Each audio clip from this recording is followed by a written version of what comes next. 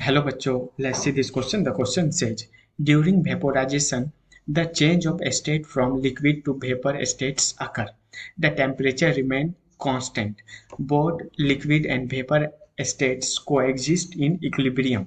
And point 4, a specific heat of substance increases. Which of the following statement is are correct? Question कह रहा है vaporisation के दौरान जो स्टेट होता है वो लिक्विड से वेपर में चेंज होता है, टेम्परेचर कांस्टेंट रहता है, लिक्विड और वेपर दोनों इक्विलिब्रियम में कोएग्जिस्ट करते हैं और जो सब्सटेंस होता है उसका स्पेसिफिक हीट इंक्रीज करता है। अब कह रहा है कि इस चारों पॉइंट में से कौन कौन सा पॉइंट करेक्ट है। तो पहले इसका की कॉन्सेप्ट देखते हैं। इसके की कॉन्सेप्ट के अंदर वेपोराइजेशन से रिलेटेड कुछ टर्म देखेंगे और वेपोराइजेशन के अंदर क्या क्या होता है वो देखेंगे। तो मान लेते हैं कि ये एक बीकर है और इस बीकर के अंदर पूरी तरह से पानी है, पानी पूरा भरा हुआ है, यहाँ तक पानी भरा हुआ है। अब क्या है कि ये दूसरा बीकर है जिसमें क्या अपन ये जो है ना ये लिक्विड है, ठीक है। इस बीकर के अंदर ये लिक्विड है लेकिन इसका जो टेम्परेचर है वो बॉइलिंग टेम्परेचर पे है, मतलब लेकिन है लिक्विड। इसको हीट दिए अपन और ये क्या वेपर के अंदर चेंज हो गया, ये वाला लिक्विड, ठीक है। ये कौन सा फॉर्म हो गया, वेपर के अंदर चेंज हो गया। तो अपन जब किसी लिक्विड को, ठीक है, वेपर में कन्वर्ट करते हैं तो उस प्रोसेस को कहते हैं क्या, वेपोराइजेशन।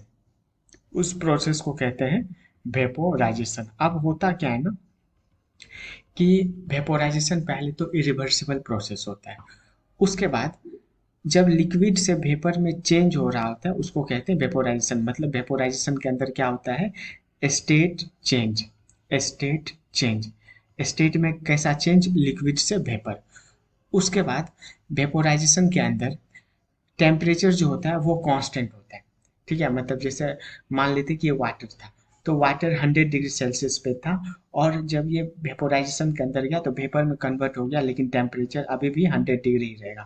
और हीट देंगे तो ये वेपर का टेम्परेचर इंक्रीज करेगा, लेकिन नॉर्मली वेपोराइजेशन के अंदर क्या रहता है, टेम्परेचर कांस्टेंट रहता है। टेम्परेचर कांस्टेंट रहता है। उसके बाद जो वेपोराइजेशन में होता है स्पेसिफिक हीट कैपेसिटी इंक्रीज करता है। स्पेसिफिक हीट कैपेसिटी क्या करता है, इंक्रीज करता है। स्पेसिफिक हीट कैपेसिटी इंक्रीज करता है। और जो चौथा पॉइंट है, वेपोराइजेशन प्रोसेस के दौरान एक पॉइंट ऐसा आता है ना, ठीक है, एक कोई बीच में पॉइंट आता है जब लिक्विड और वेपर दोनों इक्विलिब्रियम में रहते हैं, मतलब दोनों होते हैं वेपोराइजेशन प्रोसेस के अंदर। एक ऐसा पॉइंट आता है जहाँ पे लिक्विड एंड वेपर क्या कोएग्जिस्ट करते हैं, मतलब कोएग्जिस्ट करते हैं या फिर इक्विलिब्रियम में रहते हैं। अब आते हैं ऑप्शन पे। The change of state from liquid to vapour states occur, हाँ पहला ऑप्शन सही है, तब पहला पॉइंट सही है।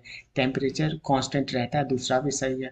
उसके बाद लिक्विड और वेपर कोएग्जिस्ट करता है, तीसरा भी सही है। और स्पेसिफिक हीट सब्सटेंस का इंक्रीज करता है, चौथा भी सही है।